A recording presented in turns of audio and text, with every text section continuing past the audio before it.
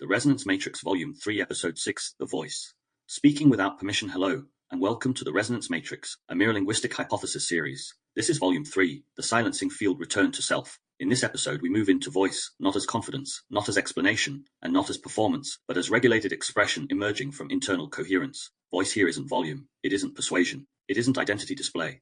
It is an internal signal crossing the boundary into sound without self-monitoring, not to a lesson, not to a challenge, and not to a performance. Just back into the quieter layer beneath the noise, where your system has been trying to do the same thing all along: recalibrate, repair, and return. If you're here right now listening, breathing, letting sound move through you, then something important is already true. You've made it far enough inside yourself to feel the edge.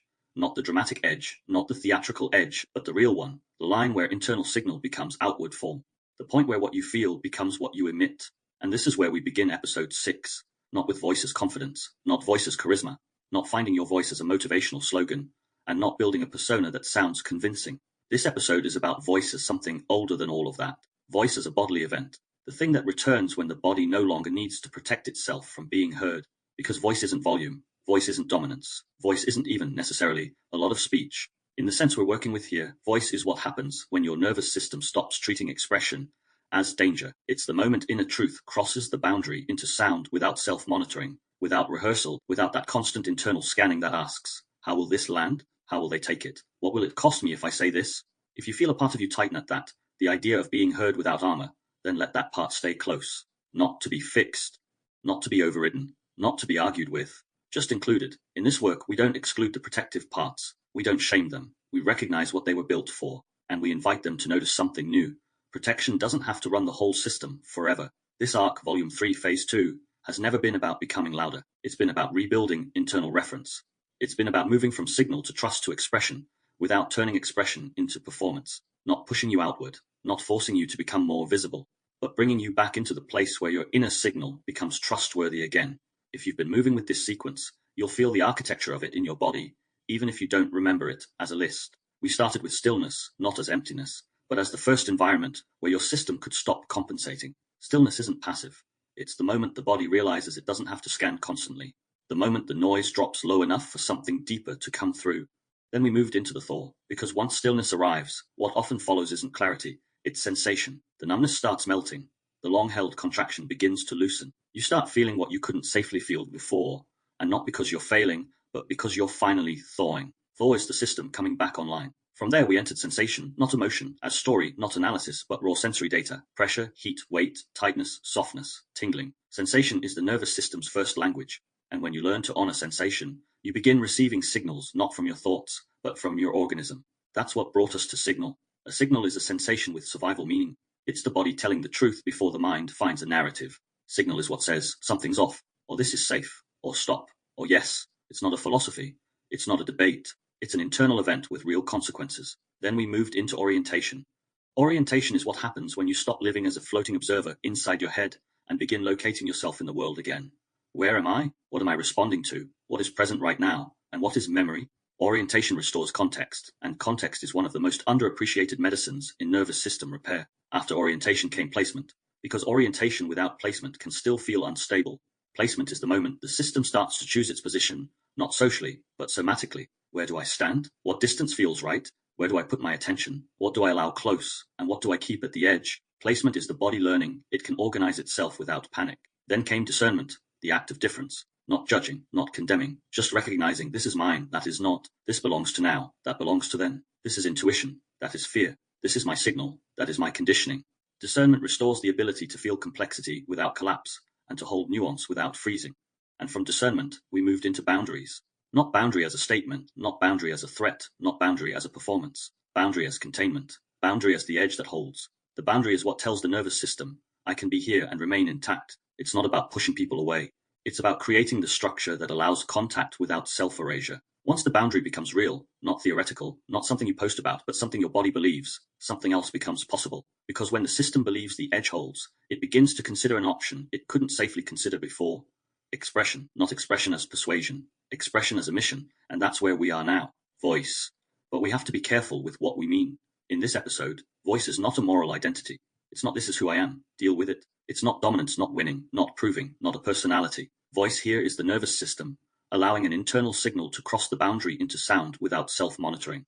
That word matters, without self-monitoring, because for many people, voice didn't disappear because they lacked intelligence or insight or something to say.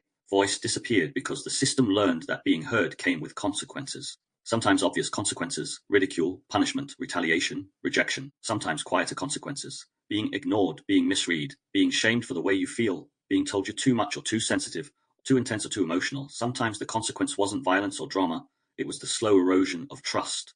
The repeated experience that expression leads to distortion. When that pattern repeats, the body doesn't form a mere opinion about speaking, it forms a survival strategy. The throat tightens before words form, the jaw braces as if speech needs armor. The breath becomes shallow because a full breath feels exposed. The chest holds, the tongue guards. Even the face learns micro-defenses, the tiny mask that appears before you've even chosen it. And the mind trying to protect you becomes a highly competent editor. It starts pre-editing everything. It rehearses, predicts, calibrates, anticipates objections, prepares justifications, layers caveats, and tries to guarantee safety by controlling output. Not because you're fake, not because you're weak, because you adapted. But the cost is high. When you live in pre-editing, you don't live in voice. You live in performance, even if that performance is subtle, even if you don't call it performance, even if it's happening quietly inside your skull. Many people become extraordinarily articulate in their heads while becoming increasingly cautious in their actual lives. They become experts at language as management, and they lose language as resonance. And this is one of the reasons we're being so precise about the function of this episode. Voice expression without performance doesn't mean speak more. It doesn't mean be bold. It doesn't mean stop caring what people think. It means something more nervous system honest. Expression no longer needs permission, not permission from other people, permission from your own protective circuitry. And that permission doesn't arrive through motivation. It doesn't arrive through self-help quotes. It arrives through a condition. The system stops anticipating harm. It stops bracing. It stops scanning for the blowback. It begins to believe the edge holds. This is the crucial distinction. Most people think voice is courage. They think voice is confidence. They think the voice is pushing through. But in this arc, voice isn't built by pushing. Voice is restored by stabilizing. Voice comes after the boundary. Voice comes after containment. Voice returns when the body no longer believes it must defend itself against being perceived. This also explains something that often confuses people. You can talk constantly and still not have a voice, because talking can be a defense too. Over-explaining can be a defense. Performing competence can be a defense. Performing humor can be a defense. Performing certainty can be a defense. Even authenticity can become a defense if it's used to secure belonging or control perception. A person can be very verbal and still be braced. So we are not chasing expression. We are tracking the quality of emissions. Does sound come out with strain, with urgency, with a hidden request, please don't hurt me for this? Or does it come out clean? Not perfect, clean. Fewer words, clearer signal. A sentence without a courtroom of evidence behind it, and without a closing apology tour. A yes that doesn't require self-abandonment to maintain. That is voice. And if you haven't felt that before, it can feel unfamiliar at first. A regulated voice often lacks the drama of trauma-trained speech. It can sound too calm. It can feel wrong, as if you're not trying hard enough. That's how deep the conditioning can run. The belief that speech must earn its place, that you must justify your existence with reasons, that you must defend feelings with logic, that you must anticipate every misinterpretation before you allow a sentence to leave your mouth. When those patterns begin to loosen, there can be a strange emptiness at first, not emptiness as lack, but emptiness as space. Space where you used to fill with explanation, the space where you used to rehearse, space where you used to feel fear, a space where silence stops being avoidance and becomes completion. And this is why we're opening this episode slowly, because voice doesn't respond to force, it responds to safety. Safety isn't a concept, it's a felt condition. It's the moment your body recognizes, I don't have to manage the aftermath of being heard. So in the mirror linguistic frame, lightly, without turning this into a theory, we can hold one simple orientation point. Language follows regulation more than intention, meaning follows state more than willpower. In other words, your words are not the driver, your nervous system is. If you've spent years trying to find your voice by forcing expression, you may have been trying to solve the wrong problem.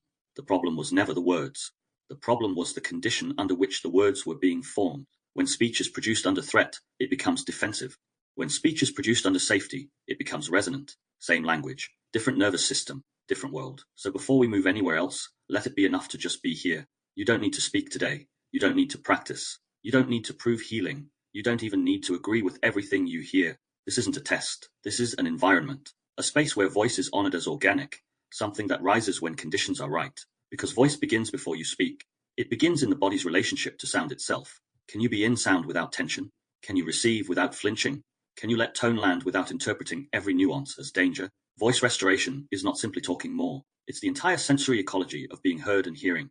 If you've been shaped by environments where sound meant conflict, judgment, exposure, or control, then of course, voice became complicated. Of course, the body learned to brace. Of course, the mind learned to monitor. That's not a weakness. That's adaptation. But adaptation isn't destiny. And this is the invitation of episode 6, not to become a new person, but to notice the return of something you already are, something you may have learned to hide somatically, not consciously, something that doesn't arrive as a speech, something that arrives as a softening, a sentence formed without rehearsal, a breath supporting sound without strain. Silence and speech are both available. So the premise we're anchoring right at the beginning is simple. Voice does not need confidence. Voice needs safety. And safety is not something you achieve. It's something your system recognizes as the edge holds. In the next section, we'll move into the atmospheric moment where sound returns before it's explained, before it's named. The felt sense of voice emerges when the body no longer needs to protect itself from being heard.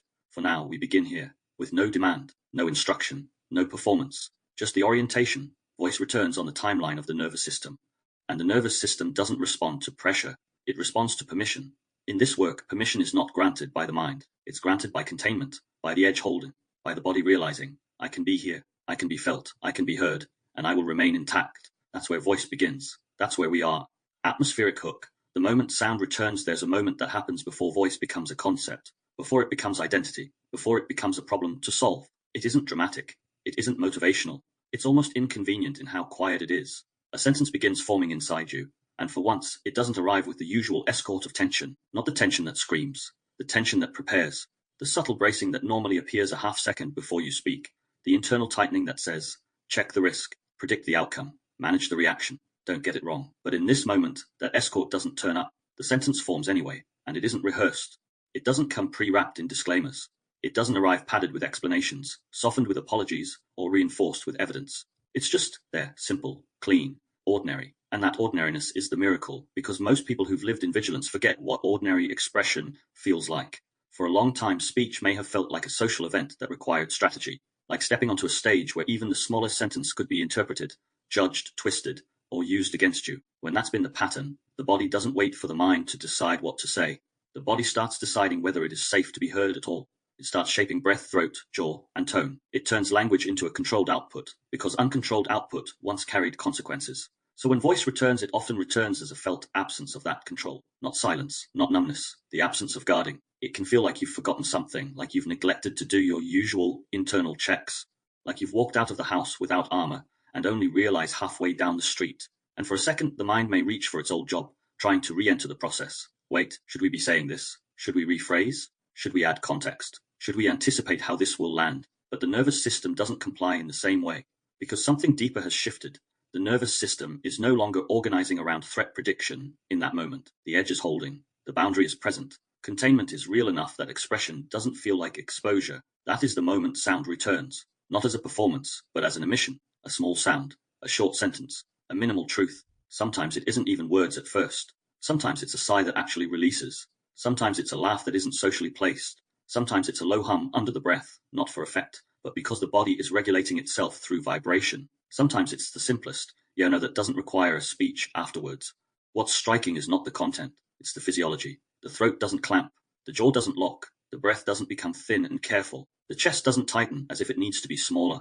There's a tiny softness that allows sound to travel without force. The voice doesn't push, it doesn't reach for control, it doesn't try to win, it doesn't try to manage the field, it just appears. When it appears like that, it carries a different quality, not necessarily louder or more confident, but more coherent, less performative, less apologetic, less strategic. You could say fewer words and somehow feel more honest. This is where the mirror linguistic hypothesis becomes something you can feel rather than explain, because under the mirror linguistic hypothesis, language is not merely semantic content delivered by a mind. It is a nervous system state translated into sound. Meaning is not only in the words, but also in the regulations behind them, in the pacing, in the micropauses, in the prosody, in the resonance carried through the body and received by other bodies. And that's why voice returning isn't simply I finally speak up, it's I finally speak without bracing. Under the mirror linguistic field theory, expression doesn't occur in isolation. It occurs within a relational field, an atmosphere shaped by histories, power, safety, and nervous systems interacting in real time. The field has a tone, it has gravity, it has consequences. And when a person has lived in a field where expression was punished, distorted, ignored, or weaponized, the body learns to treat sound as a risk inside that field. The field becomes something you manage, not something you inhabit. So when sound returns, it often returns as the first moment you stop managing the field. It's not that you stop caring, it's that you stop organizing your speech around protection, and that shift is not philosophical, It's biological. For some people, the old pattern was speak, then scan, speak, then brace, speak, then prepare to be misunderstood, speak, then feel the need to clarify, speak, then overfunction to keep the interaction safe. And eventually you start speaking with the scan on already running, with the brace already engaged, with the clarification already loaded in the chamber. The sentence comes out carrying a hidden burden. Please don't hurt me for this. Please get what I mean. Please don't make this dangerous. That hidden burden is what makes speech exhausting. It's also what makes speech feel like performance, even when you're being real, because performance isn't only pretending. Performance is any time expression that is shaped primarily to manage perception, reaction, or consequence. So the atmospheric hook of this episode is not a grand declaration. It's the opposite. It's the micro moment where you realize, I didn't rehearse that, and nothing broke. Nobody punished you. The world didn't collapse. Your body didn't flood. You didn't need to scramble for damage control. It might even feel anticlimactic, and that's the point, because the return of voice is not a dramatic event. It is the end of a war you didn't always know you were fighting. Sometimes it happens in a kitchen. Someone asks you something small, and you answer without scanning. No internal committee meeting. No over-explaining. No tightening in the throat. Just a simple sentence that lands and ends. Sometimes it happens in a conversation where you would normally perform competence, and instead you say, I don't know, without defending it. The sound comes out clean. The field doesn't spike. Your system stays with you. Sometimes it happens alone. You hear yourself speak a truth out loud, not to convince anyone, not to define yourself, not to solidify identity, but because the body needs to let the signal cross the boundary into sound. Not as therapy, not as a technique, as a natural completion, and in that completion something rearranges, not in your beliefs, but in your physiology. Because when the body has learned that being heard equals danger, it treats the act of vocalization as a threat cue. It prepares for impact. It monitors the environment. It monitors the listener. It monitors itself. It becomes split. One part speaking, one part watching the speaking, one part preparing to fix what the speaking might cause. That split is the opposite of voice. Voice is not the act of producing words. Voice is the act of producing words without separating from yourself. So the moment sound returns, it often feels like reunification, like the speaker and the watcher become the same organism. Again, you don't leave your body to speak. You don't abandon your breath to perform. You stay inside yourself while sound moves through you. And this is why when it happens, it can be deeply emotional without being dramatic. You might not even feel emotional in the usual way. You might feel something simpler, relief, a quiet disbelief, a sense of, oh, that's what it's like when speech isn't a threat response. It can also feel unfamiliar, because a lot of people have learned to associate real expression with intensity. They think if it isn't intense, it isn't real. They think if it isn't charged, it isn't honest. They think if it isn't urgent, it doesn't matter. But urgency is often a physiological artifact of threat prediction. It's a sign that the system believes it has to get the words out before the field turns hostile. When voice returns, the urgency often dissolves first, and that can feel strange. You might even question it. You might think, why don't I feel more fired up? Why don't I feel more certain? Why doesn't this sound more powerful? Because the old template equated power with force. But a regulated voice doesn't need force. It has something else, steadiness. Under mirror linguistic field theory, steadiness changes the relational field without trying to. A regulated voice carries a different signature. It doesn't demand agreement. It doesn't plead for safety. It doesn't posture. It transmits the state. And state is contagious in a way content isn't. A calm voice can de-escalate a room without explaining anything. A braced voice can escalate a room even when the words are polite. So the hook here is this. The moment sound returns is the moment the body realizes it no longer has to protect itself from being heard, not by controlling other people, by containing itself, by trusting the edge, by staying coherent under perception. That is why the voice is downstream of the boundary. Not boundary as a social concept, but boundary as an embodied reality. When the system knows it can withstand contact, it stops treating every sentence like a negotiation for survival, and then something simple becomes possible. A sentence forms without rehearsal. If you've lived for years with internal monitoring, you'll recognize how rare that is. Rehearsal can become so normal that it disappears into your personality. You think you're thoughtful or considerate, when in reality your system is running a risk assessment on every syllable. You pre-live the conversation in your head. You craft the perfect phrasing. You try to anticipate every possible reaction. And then even if you speak, it doesn't feel like a voice. It feels like a managed output. So when a sentence forms without rehearsal, it can feel almost like it came from somewhere else. It arrived intact, and in a way it did. It arrived from the part of you that doesn't perform, the part that emits a signal, the part that doesn't need to be convincing, the part that only needs to be coherent. And that coherence is what this whole arc has been rebuilding. Stillness, thought, sensation, signal, orientation, placement, discernment, boundary, each one reducing the need to manage, each one strengthening the internal edge, each one lowering the probability that expression will become self-betrayal. So here in this section, before we name anything, we feel the signature of voice returning, less anxiety attached to the impulse to speak, less internal editing, less anticipation of backlash, less compulsion to explain, sound emerging without the need to manage reaction. And the key line is not poetic, it's literal. It is the definition of what's happening in the body when voice comes back online. Voice returns when the body no longer needs to protect itself from being heard. That sentence is a threshold because it implies something radical. The voice path is not performance training. It's not confidence building. It's not learning to dominate a room. It's nervous system safety, embodied boundary, and a relational field that no longer feels like a trap. And the moment you taste it, even briefly, you begin to recognize how many of your previous words were shaped by danger, not because you were weak, but because you were adapting to a field that trained you to brace. Under mirror linguistic field theory, the field and the body are always shaping each other. When the body is braced, the field tightens. When the body is regulated, the field softens. This isn't mystical, it's physiological resonance in real time. So the hook isn't asking you to do anything. It's offering recognition that there is a kind of sound that comes from inside you when you are no longer negotiating for safety, a kind of speech that doesn't try to secure belonging, a kind of sentence that doesn't come with a hidden apology, a kind of silence that isn't suppression but completion. And in that atmosphere, where sound can rise without consequence management, voice begins to return, not as an identity, but as a nervous system permission, not louder, not harder, safer, more intact, more coherent and more real. And from that place, we can finally name what voice actually is, without confusing it with assertion, dominance, or explanation. Etymology and definition. What is the voice? Now we can name it without turning it into a slogan, because the moment sound returns is often felt before it is understood, and if we rush to define it too quickly, we collapse it back into the very thing we're trying to leave behind: performance, identity, and social strategy. So this section is not here to turn voice into a personality trait. It's here to stabilize the concept so you can recognize it when it appears, and stop confusing it with the forms of speech that imitate it. When most people say, "I want to find my voice," they usually mean one of four things. They want to speak more, they want to be taken seriously, they want to stop being dominated, or they want to express a self they feel has been suppressed. All of those are understandable, and all of those can matter, but none of them are the same as voice in the sense we're working with here. Those are social objectives. Voice in this arc is a nervous system event, and if you miss that, you'll spend years trying to manufacture voice through output, when voice is actually restored through regulation. So we need distinctions. First, speech. Speech is the mechanical act of producing words. It's vocalization, articulation, and language output. Speech can happen in any state. You can speak while anxious, while collapsed, while dissociated, while performing, while lying, while pleasing, while defending, while fighting, while freezing. Speech is neutral. It is not proof of coherence. It is not proof of truth. It is not proof of voice. Second, assertion. An assertion is speech with force. It's a directional act. It attempts to establish reality, position, or boundary through language. Assertion is not bad. Sometimes it's necessary. But assertion can occur from regulation or from threat. Assertive language can be a clean boundary, or it can be a defense masquerading as confidence. Many people confuse assertion with voice because assertion looks powerful from the outside. It's visible. It's decisive. It has edges. But voice is not defined by force. Voice is defined by whether the system is braced while speaking. Third, explanation. Explanation is speech designed to create understanding, reduce ambiguity, or justify meaning. Again, the explanation is not bad.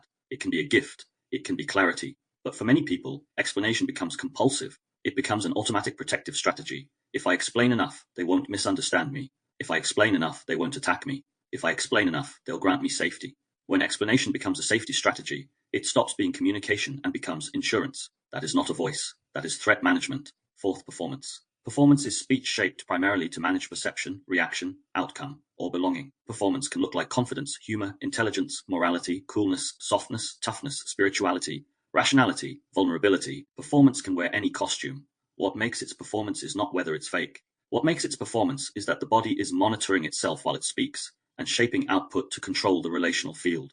This is where a lot of people get trapped. They assume performance means deception, so they tell themselves, "I'm not performing, I'm being real." But the nervous system can perform truth. It can perform authenticity. It can perform honesty. It can even cause pain. Not because the pain isn't real, but because the system is still trying to control how the pain is received. The performance layer isn't about content, it's about self-monitoring. So, where is the voice in all this? Voice is not speech. Speech is the vehicle. Voice is the condition of the driver. Voice is not assertion. Assertion is an action. Voice is a state.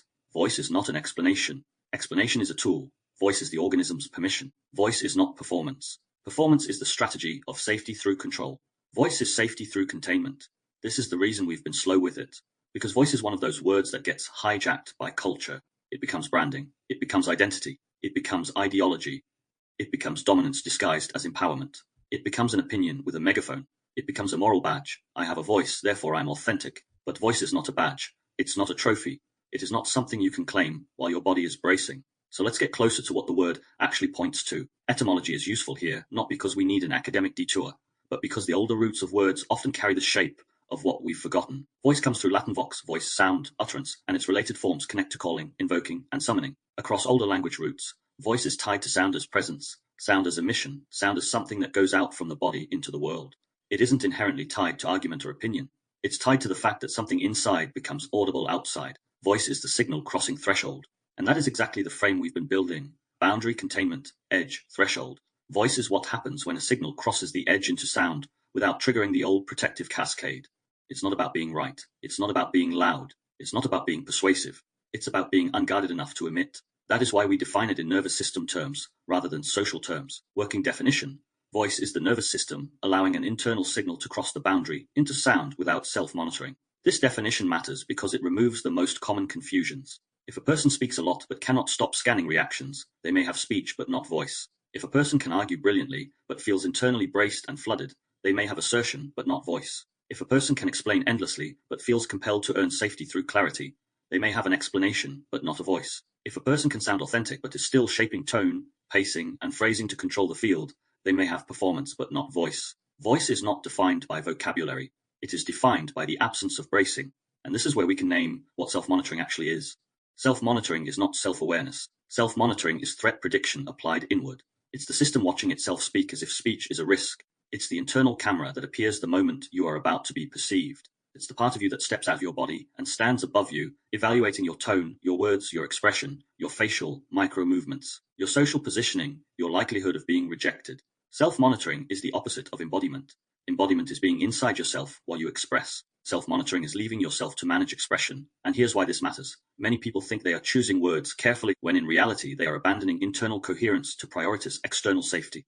They are not speaking from signal. They are speaking from strategy. They are not emitting. They are managing. Under the mirror linguistic hypothesis, this is the crucial point. Language carries state before it carries meaning. If the state is braced, words will carry bracing. If the state is regulated, words will carry regulation.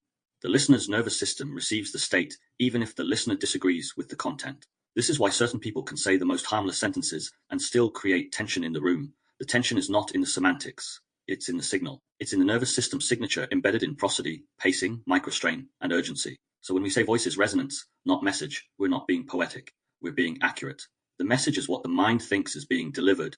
The resonance is what the body is actually transmitting. Resonance is the shape of your state moving through sound. In mirror linguistic field theory terms, that resonance is not only inside you, it interacts with the field. Your voice does not travel through space. It travels through a relational atmosphere already charged with history, power, expectation, and threat memory. That's why voice can vanish in some rooms and return in others. It's not because you have different opinions in different rooms. It's because the field changes your nervous system's prediction model. In one field, expression is safe. In another, it's dangerous. In one field, you can be heard without harm. In another, being heard becomes a liability. This is also why people confuse voice with personality. They think I'm confident with my friends, but quiet at work. They make it a trait issue, but often it's a field issue. It's the nervous system reading the relational environment and deciding whether sound is safe. Which brings us to the cultural confusion.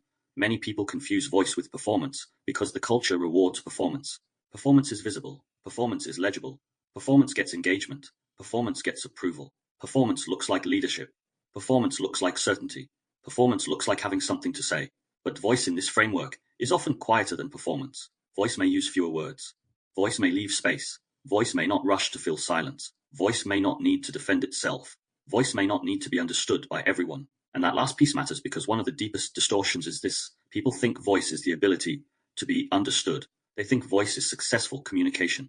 They think voice equals clarity plus reception. But the nervous system often loses voice precisely because it becomes addicted to being understood as a form of safety. If you have been repeatedly misinterpreted, then being understood starts to feel like survival. And then language becomes defensive because it is trying to prevent misunderstanding at all costs. This is where explanation becomes compulsive. This is where over-detail becomes a shield. This is where you start building verbal fortresses so no one can attack you. And the tragedy is, the more you build those fortresses, the less voice you have, because voice is not born through fortification. Voice is born through containment. Voice does not require control of the listener. Voice requires regulation within the speaker. So let's put the core distinction simply. Speech is sound with words. The assertion is sound with force. Explanation is sound with justification or clarity seeking. Performance is sound shaped to manage perception. Voice is sound emerging from coherence without self-monitoring. And coherence here isn't moral coherence. It isn't ideological consistency. It isn't being a good person. Coherence is internal alignment, sensation, signal, meaning, boundary, and output belonging to the same organism. No split, no internal abandonment, no need to leave yourself to speak. That's why the arc position matters. Voice emerges after the boundary. It emerges after containment. It emerges after the edge holds. In this series, voice is not the starting point. It is not something you use to create safety. Voice is what becomes available once safety exists. This is also where the MLH points land lightly but precisely. First, voice emerges after coherence, not before. If coherence is missing, voice becomes unstable. It becomes either collapse, silence, freeze, fawn, or force, assertion, domination, performance. Coherence is the ground. Voice is what grows from it. Second, language follows regulation, not intention. Intention matters, but intention is not the driver of voice. You can intend to be calm and still speak with bracing. You can intend to be clear and still speak with urgency. You can intend to be authentic and still be performing. Regulation is what decides whether language arrives as resonance or as strategy. This is why so many people work on communication and still feel exhausted. They work on phrasing, scripting, and techniques, but the body is still braced. They build better performance, not more voice. And this is also why voice can return suddenly, without a plan. Because it doesn't arrive through conscious effort in the moment. It arrives when the nervous system recognizes safety, when the boundary holds, when the field is stable enough, when you are contained enough, when you don't have to protect yourself from being heard. So voice is not a personality. It's not a virtue. It's not a brand. Voice is a signal pathway reopening. Internal signal crosses boundary. Sound emerges. No self-monitoring. No rehearsal. No outcome management. That's it. And if you want a quick test, not as a task, but as a recognition point, it's this. After you speak, do you feel the need to keep talking to manage the impact? If yes, the voice may not be fully present yet. If you can speak and then remain intact in the silence that follows, you are closer to voice. Because voice includes the ability to let words land without chasing them. This is also why silence is not the opposite of voice. Silence can be a voice. If silence is chosen, coherent and complete, silence becomes the opposite of voice only when it is forced by fear, bracing, or collapse. So voice is not always speaking. Voice is having access to sound and silence as options without threat. This is the stabilization we needed before moving deeper into the episode's mechanics. Because in the next section, we're going to examine the cognitive shift, the move from monitoring to omission, and why voice often feels risky after long override. But we can't do that well unless the definition is clean. Otherwise, we'll keep mistaking voice for confidence, voice for dominance, voice for explanation, voice for identity. So let this land be the core anchor of this section, etymology and definitions. Voice is not what you say. Voice is how you are organized when you say it. Voice is resonance before it is a message. Voice is the nervous system allowing an internal signal to cross the boundary into sound without self-monitoring. Voice emerges after coherence, not before. Language follows regulation, not intention. From here, we can build with precision. The cognitive shift from monitoring to omission voice often feels risky, not because you're weak, not because you lack confidence, and not because you don't know what to say. It feels risky because the mind has been trained to treat speech as an event with consequences, and once that training is installed, it doesn't disappear just because you've entered a safer chapter of life. The nervous system can stabilize, boundaries can strengthen, the relational field can soften, and yet the cognitive habits that formed under threat can keep running for a while, like a program that doesn't know it's no longer needed. This section is about that program. The shift from monitoring to omission is not a motivational shift. It's a neurological and behavioral transition. It's the brain learning in real time that expression is no longer synonymous with exposure. And because the brain is designed to prevent harm more than it is designed to pursue authenticity, it will often keep the brakes on longer than you think is reasonable.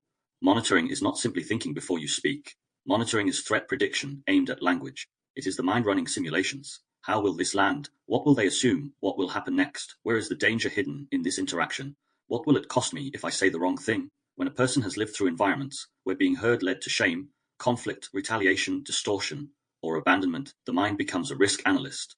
It starts treating speech as a corridor full of tripwires. That's how pre-editing becomes normal.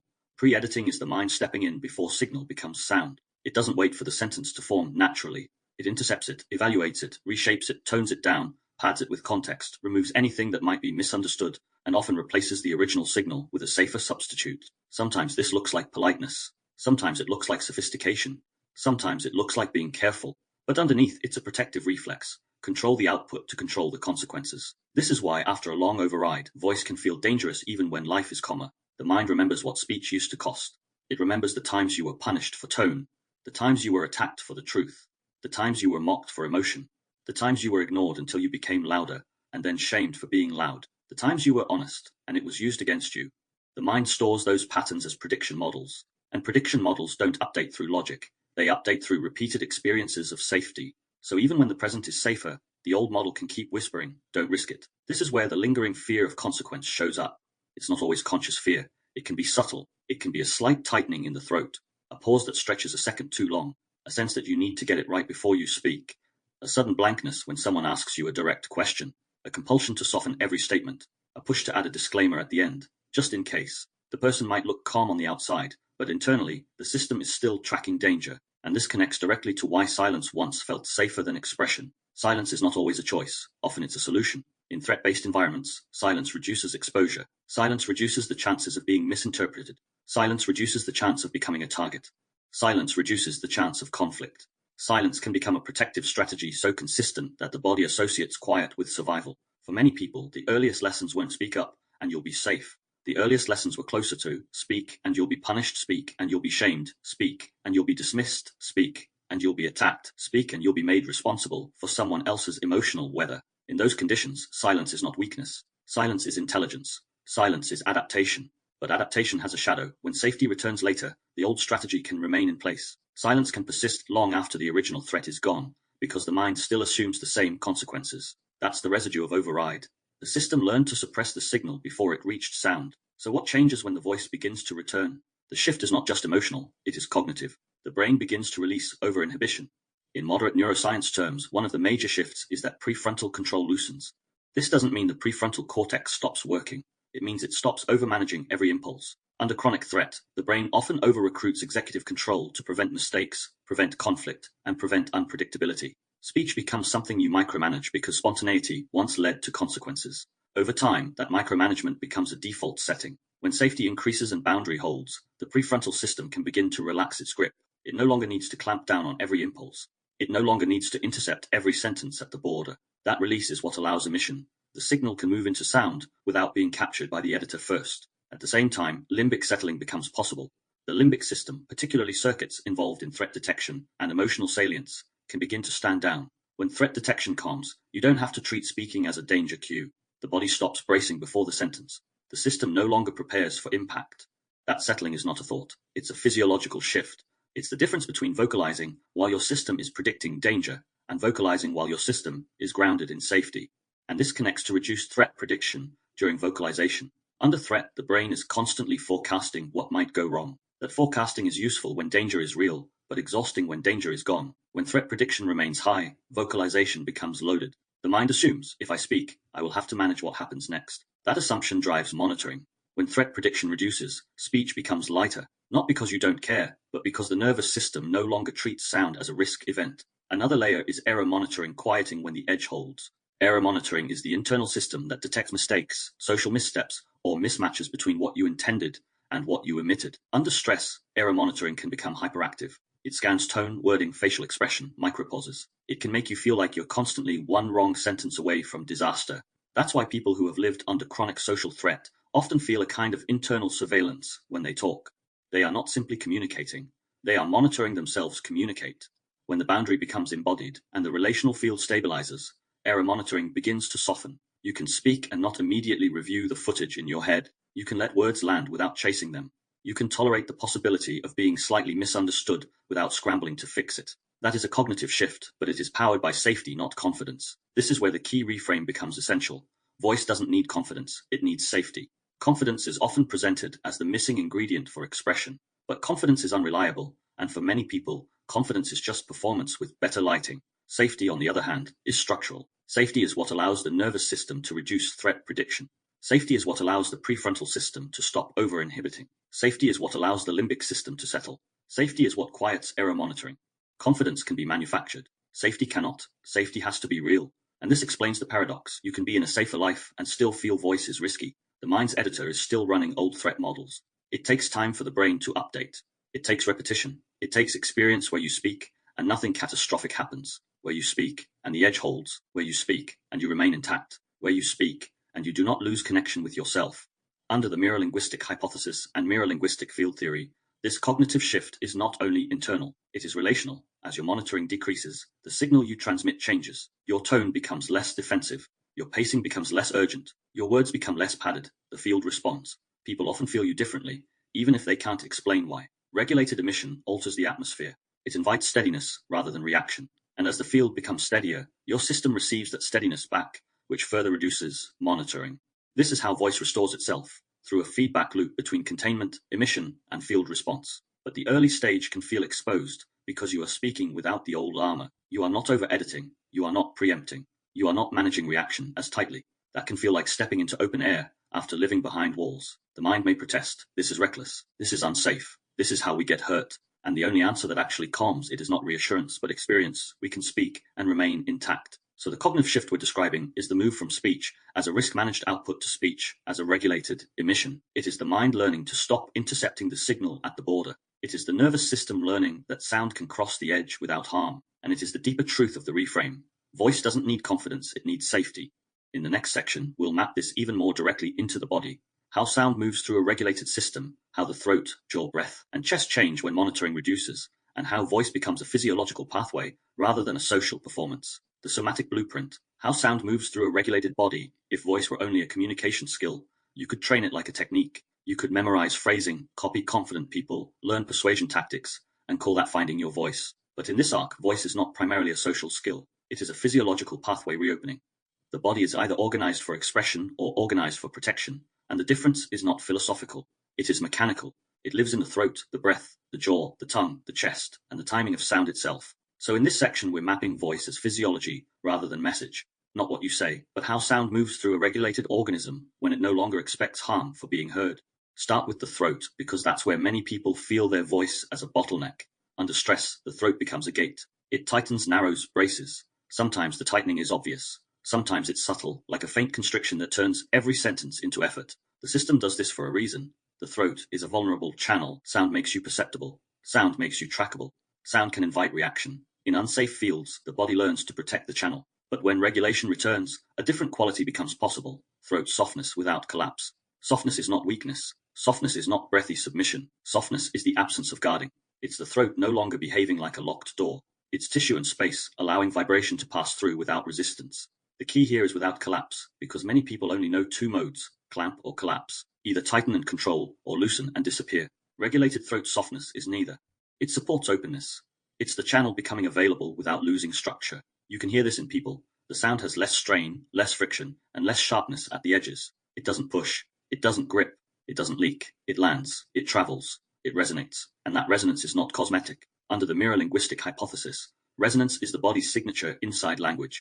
Before meaning, there is a state. Before the argument, there is tone. Before the message, there is a nervous system organization transmitted through sound. When the throat is braced, the resonance carries bracing. When the throat is soft and supported, the resonance carries safety. The listener's nervous system receives this long before the listener evaluates the content. Now move down into breath, because breath is the engine of voice. In protective speech, breath becomes a management tool. People hold it, ration it, or rush it. They speak in short bursts, not because they want to, but because their system is conserving exposure. They take shallow inhales, speak fast, and run out of air, or they overfill the chest, then force the sound out, creating strain. Both are signs of a system that doesn't trust the channel. In regulated voice, breath supports sound naturally. Not deep breathing as a technique, but an organic rhythm where inhale and exhale organize themselves without being controlled. The diaphragm and the ribcage do their job. The exhale becomes a steady platform for vibration. The voice rides the breath instead of fighting it. That's why regulated speech often sounds slower without trying to sound slow. The timing is different because the physiology is different.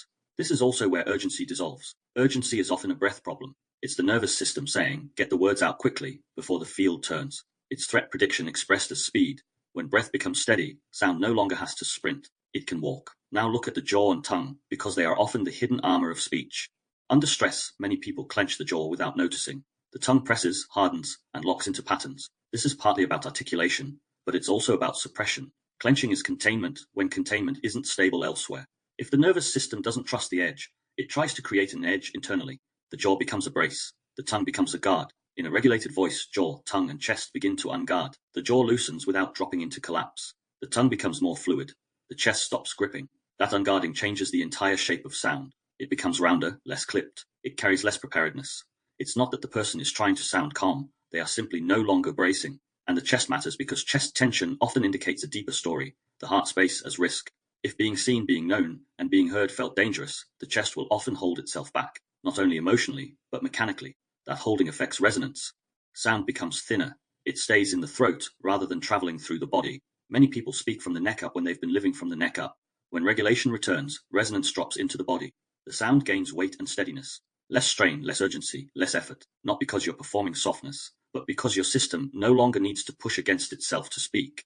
Now let's add the accessible neurobiology layer, because it helps explain why these shifts are not just confidence, but physiology.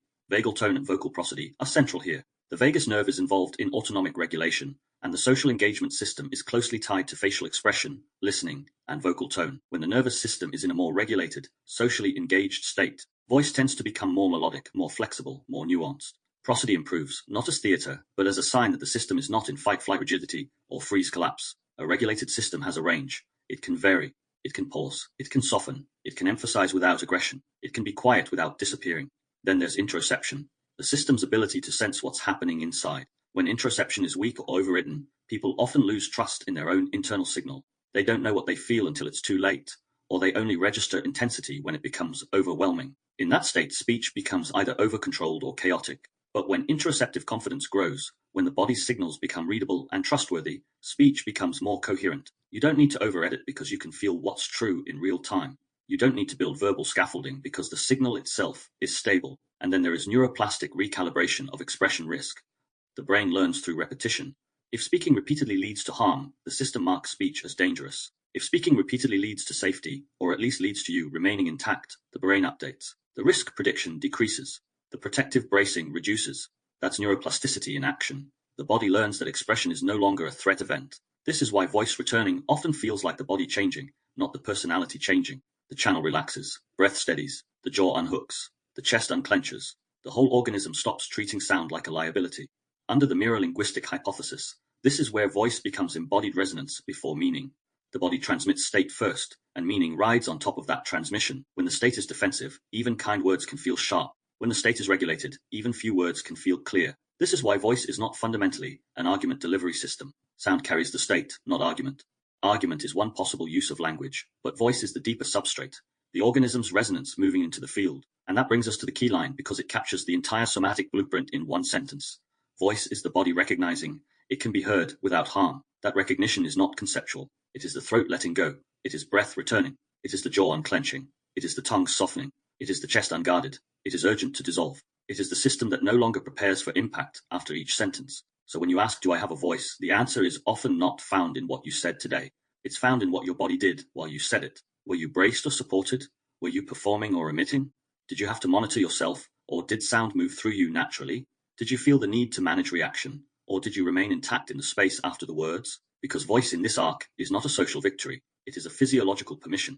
It is the channel reopening. It is the body remembering, I can be heard and I will not be harmed. Field case study speaking without explaining. Imagine someone who has spent most of their life speaking as if they're on trial, not because they're dramatic, not because they want attention, but because somewhere along the line they learned that if they don't explain themselves thoroughly, they will be misunderstood, dismissed, or punished. So they became skilled at preempting. They learned to add context before anyone asked. They learned to justify emotion with logic.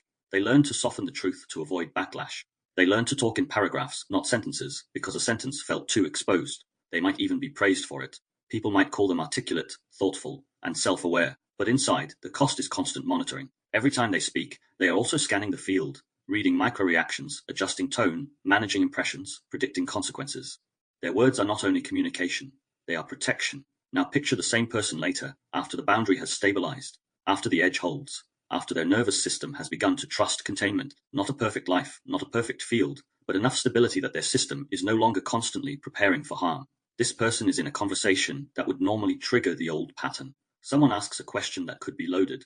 The old pathway would be automatic: explain, clarify, defend, preempt misunderstanding, and over-deliver on context. But something has changed. The question lands, and instead of immediately reaching for a verbal shield, they pause. Not a dramatic pause, not a power move, not a silent punishment, just a simple moment of contact with their own signal. The pause is small, but it is everything, because in that pause, they don't abandon themselves. They stay inside their body long enough to feel what is true, and then they answer with fewer words. Not because they're trying to be mysterious, not because they're withholding, because the signal is clear enough that it doesn't need scaffolding. The sentence comes out clean, no apology at the front, no disclaimers at the end, no extra paragraphs to manage how it will be received. Something like, no, I'm not available for that, or that doesn't work for me, or I don't want to talk about that today, or even, yes, I'd like that, just that, full stop. And what's startling is not the content, it's what happens next. In the old pattern, after speaking, their system would stay activated. They would watch the other person's face. They would begin preparing a second explanation in case the first one didn't land safely. They would feel a familiar pressure to soften the impact, to make it palatable, to earn permission for their own boundary. They might even start talking again before the other person responds, filling the space with extra context to prevent conflict. But now, they don't rush to fill the space. They let silence exist, not as avoidance, as completion. This is the first marker of speaking without explaining, the ability to stop after the sentence and remain intact, the ability to let the field respond without managing it, the ability to tolerate the space where reaction could happen without panicking and trying to control it. And this is where voice begins to feel different in lived experience. Voice is optional, not compulsory. In the old pattern, speech was often compulsive because it was used to secure safety. If you can make the other person understand you, you feel safer. If you can prevent misunderstanding, you feel safer. If you can justify your boundary, you feel safer. Speech becomes a survival strategy. When voice returns, speech stops being a survival strategy. It becomes an option. Silence becomes an option too. The person realizes they can speak when the signal moves them to speak, and they can be silent when the signal completes in silence, and neither requires apology. This is where people often get confused at first, because calm speech can feel unfamiliar. If you've spent years speaking with urgency or bracing, calm can feel like weakness. Calm can feel like you're not defending yourself enough. Calm can feel like you're not making your point. Calm can feel like you're failing to secure the outcome. But that's only because the old nervous system template equated safety with control. The person learned, if I manage the interaction well enough, I won't be hurt. So when they stop managing, the mind may interpret it as danger. It may say, you're being reckless, you're being careless, you're leaving yourself exposed. You need to add more context. And this is where the field case study shows what actually happens when the edge holds. The person feels the urge to explain, but they don't obey it automatically. They notice it as an old reflex. They feel the difference between the signal and the strategy. They feel the difference between a clean sentence and a protective paragraph. They may still choose to explain at times, but it is no longer compulsive. It is no longer driven by fear. It is used as a tool, not as a shield. In practice, the conversation might go like this. Someone says, "Why didn't you reply?" The old pattern would launch, "I've been busy, and I didn't mean anything by it, and I've had a lot going on, and I didn't want you to think." And suddenly the person is managing the other person's emotions, not simply answering a question. But now they say, "I needed space. I'll reply when I'm able," and they stop. Someone says, "Are you upset?" The old pattern would overcorrect. No, I'm fine, I'm just tired, it's nothing. Don't worry, because the person is trying to prevent conflict. But now they say, "I'm a bit overloaded. I'm okay, but I need quiet," and they stop. Someone challenges them. That seems unreasonable. The old pattern would attempt to prove reasonableness, to justify, to win. But now they say, "You can feel that. It still stands," and they stop. This is not aggression. This is not dominance. This is not coldness. It's containment. It's a voice as an emission, rather than a negotiation. And what's most important is what happens internally as they do this. They might feel a wave of unfamiliar sensation. The body might expect backlash because it remembers what speaking used to cost. The mind might create imagined consequences because it's used to pre-editing for safety. But as the person remains intact, as the boundary holds, the nervous system gathers evidence. It gathers the only evidence that matters. I can speak without performing, and I can survive the space that follows. Over time, this evidence recalibrates the system. Explanation becomes less necessary, not because the person doesn't care about being understood, but because being understood is no longer the price of safety.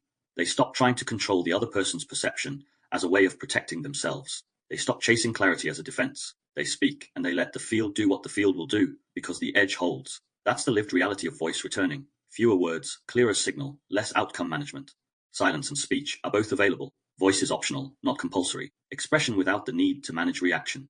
And the quiet discovery that calm speech is not weakness, it's what speech sounds like when the body no longer has to protect itself from being heard.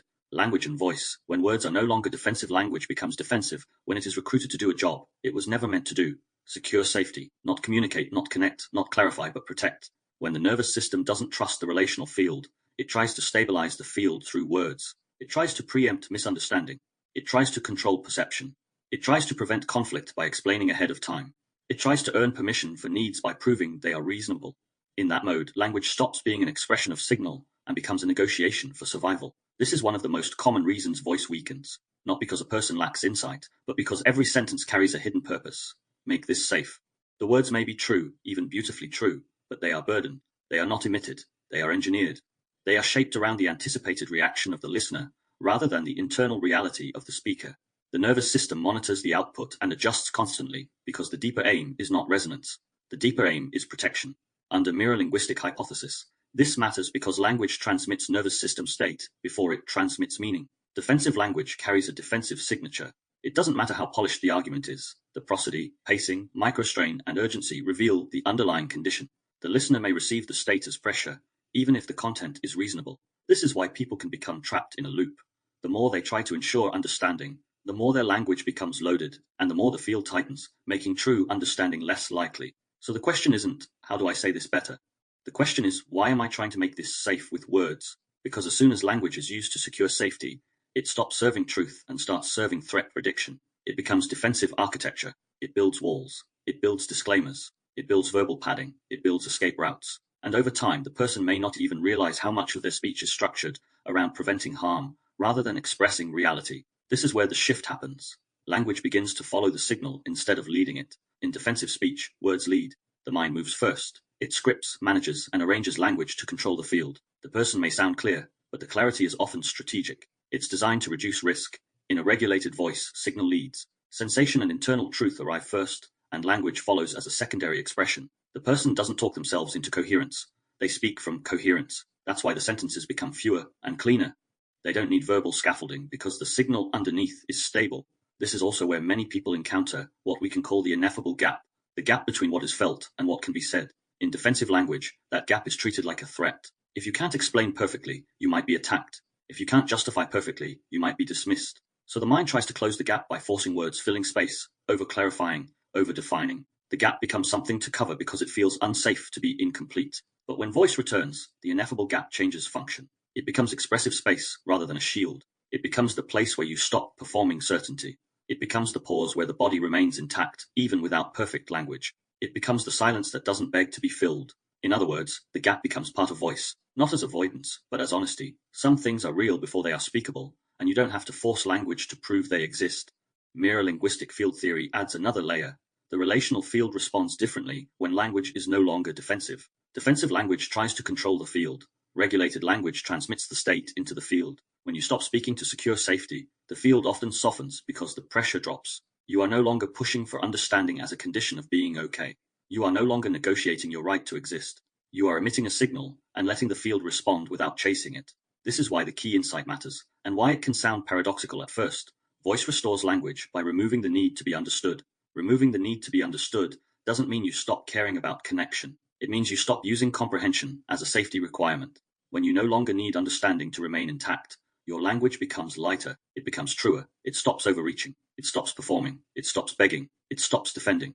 You can clarify if you choose, but you don't have to. You can explain if it serves the moment, but you're not compelled. The words return to their proper function, expression, not insurance, and in that return something subtle happens. People often understand you more, not less, not because you've perfected the argument, but because your words are no longer carrying fear.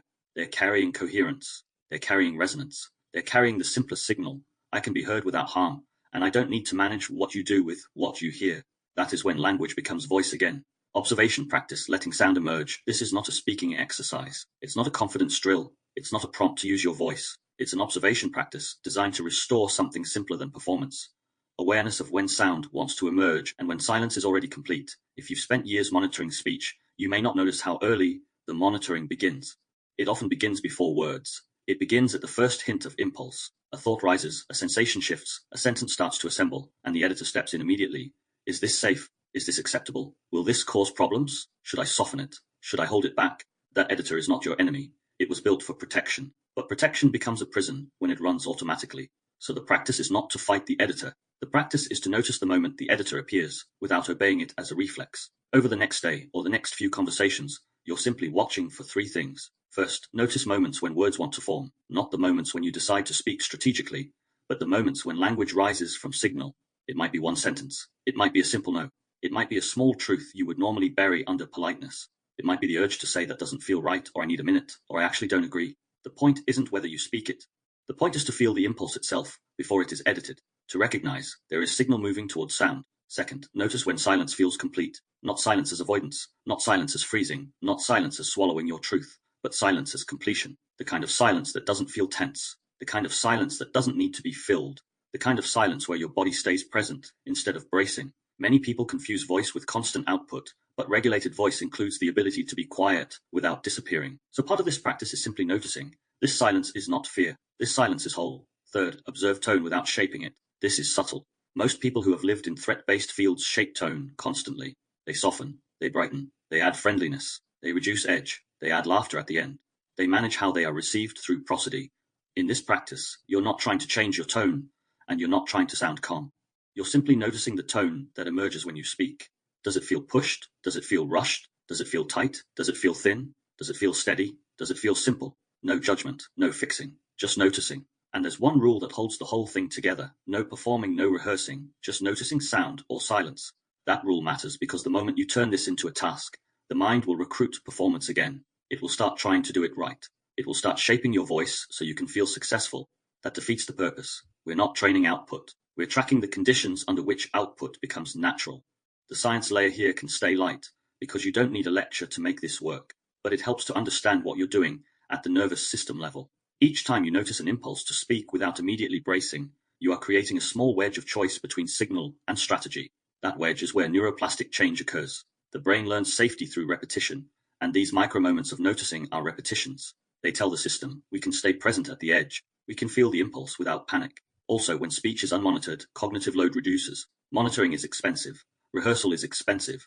Managing reaction is expensive. When you stop doing that even briefly, you may feel the relief as spaciousness. Not because the conversation is easier, but because you're not running 10 background processes while speaking. Less internal surveillance means more internal energy remains available for presence. So for this observation practice, you don't need a notebook. You don't need a ritual. You don't need to express more. You simply need awareness. Notice when words want to form. Notice when silence feels complete. Observe tone without shaping it. And keep the rule clean. No performing, no rehearsing, just noticing sound or silence. That's enough. Because voice doesn't return through force. It returns through permission. And permission begins as a moment of noticing where you stay inside yourself long enough to feel what is true, without immediately turning it into a strategy. Self-reflection prompt. This isn't a prompt to solve anything. It's a moment of contact. No journaling. No analysis. No need to produce an answer that sounds good. Just let the question land somewhere deeper than thought, and notice what your system does in response. When do I feel most able to speak without preparing? Don't search for the perfect example. Let the first honest shape arise. It might be a person, a place, a time of day, a context where the relational field feels spacious. It might be moments when you're alone, moments when you're walking, moments when you're in a room where nothing is demanded, moments when you feel no need to manage someone else's reaction. Notice what without preparing feels like in your body. Is there less tension in the throat, less pressure behind the eyes, less clenching in the jaw? Is breath more natural? Do words come out shorter? Do you stop when the sentence is complete? Do you feel able to leave silence unfilled? Also notice the opposite, gently, without judgment. When do you feel you must prepare? When do you feel you must rehearse, justify, soften, or preempt? Not to shame yourself, but to recognize the pattern. Preparation is often a sign that the nervous system expects a consequence. You don't need to fix any of this right now. The value is in recognizing the conditions where voice is already available, because those moments are not random. They are evidence. They show you what safety feels like in your own system. And voice doesn't begin with trying harder. It begins with knowing where safety already exists, and letting that safety teach your body what regulated expression feels like. Integration voice is not exposure. Integration is where the nervous system stops treating a concept as an idea and starts treating it as reality. And the reality we're anchoring here is simple. Voice is not exposure. Voice is not you stepping into danger. Voice is you stepping into coherence. When voice is real, it does not require you to become more visible than you can contain. It does not require you to leak your inner world into the field to prove you exist. It requires the opposite. Containment strong enough that sound can move through you without harm. If you've lived for a long time associating speech with consequence, it makes sense that voice would feel like exposure. It makes sense that the body would brace, that the mind would pre-edit, that silence would feel safer. But in this arc, voice is not the risky act of revealing yourself. Voice is the regulated act of emitting a signal. It's what becomes possible when boundary holds and the relational field no longer dictates your internal organization. So we end this episode by simplifying the most common confusions. Voice is not dominance. Dominance is speech used to control the field. It pushes, it asserts, it tries to win. It often looks like strength from the outside, but internally it can still be braced. Dominance can be a defense wearing confidence. Voice doesn't need to control the field. Voice doesn't need to win. Voice doesn't require the other person to submit, agree, or validate. Voice is not force. It's coherence expressed. Voice is not explanation. Explanation has its place, but when explanation becomes compulsory, it becomes a safety strategy. It becomes the mind trying to prevent misunderstanding so the body can relax. That is backwards. In regulated voice, the body is already contained, so words don't have to earn safety. You can clarify if you choose. You can add context if it serves the moment. But you are no longer explaining to protect yourself from being heard. You are no longer building verbal scaffolding to justify your own existence. Voice can be one sentence. Voice can be a pause. Voice can be silence that stays intact. Voice is not identity. Identity speech often sounds like this is who I am. It can be real, but it can also become armor, a fixed narrative used to secure position in the field. Voice is not a brand. It is not a role. It is not a constructed self you must defend. Under mirror linguistic hypothesis, voice is prior to identity. It is the state signature moving through sound. Identity is interpretation layered on top. Voice is the organism. Identity is the story. When the body is regulated, voice can express without turning every sentence into a claim about who you are. These reframes matter because they remove the pressure to be someone when you speak. They remove the belief that voice must be powerful, impressive, or persuasive. They return voice to what it actually is, a nervous system that no longer needs to monitor itself while emitting sound. And this is where the core line is not motivational, it is mechanical. You don't find your voice, you stop bracing against it. Finding implies searching for something missing, but voice was never missing. What was present was bracing. What was present was inhibition. What was present was threat prediction, wrapped around expression. The moment bracing reduces, voice appears, because voice is the natural state of a coherent organism. This also clarifies the deeper integration. You can have voice and still be quiet. You can have voice and still choose silence. You can have a voice and still decide not to engage. Voice is not compulsory. Voice is availability. Speech and silence both become options when safety exists internally. That is the mark of regulated expression. You are not forced into performance, and you are not forced into suppression. You can emit when a signal calls for emission, and you can remain silent when silence is complete. So if you take anything from this episode, let it be this. Voice is not exposure. Voice is the body recognizing it can be heard without harm. It is sound crossing the boundary without self-monitoring. It is language following regulation rather than being used to secure safety. It is fewer words, clearer signal, and less outcome management. It is the end of the internal war where speech had to be defended before it was even spoken. You don't find your voice. You stop bracing against it, and what remains is not performance. What remains is you intact, emitting what is real, with no need to manage the field to survive. So we close episode 6, where voice naturally leads when it's real. Not toward performance, not toward dominance, not even toward constant expression, but toward option. When voice returns as regulated emission, something quiet but structural changes in your life. You stop needing to speak to survive, and you stop needing to stay silent to stay safe. Speech and silence become available again, and that availability is the beginning of choice. This is the bridge. Voice allows option. Option allows agency. Because agency isn't primarily willpower, and it isn't urgency dressed up as conviction. Agency is the capacity to choose without being hijacked by threat prediction. It's the ability to respond from internal reference, rather than from compulsion. When voice is still braced, agency collapses into extremes, over-expressing to manage the field, or suppressing to avoid consequence. Both are urgency in different disguises. Voice restores the middle space, the place where signal can organize inside you, cross the boundary into sound if it needs to, and then settle without outcome management. So next we move into episode 7, agency choice without urgency. We'll take what voice makes possible and ask a sharper question. Now that expression can occur without bracing, what does it mean to choose? Not to react, not to perform, not to rush, but to direct your life from coherence. Thank you for entering this field of exploration. The matrix is not something you escape. It is something you learn to feel and perceive. Once you begin to recognize it through feeling and self-awareness, perception becomes less confined by certainty and more guided by awareness. You've been listening to The Resonance Matrix, Volume 3, The Silencing Field, Return to Self, Episode 6, The Voice Speaking Without Permission. I'm James Miller.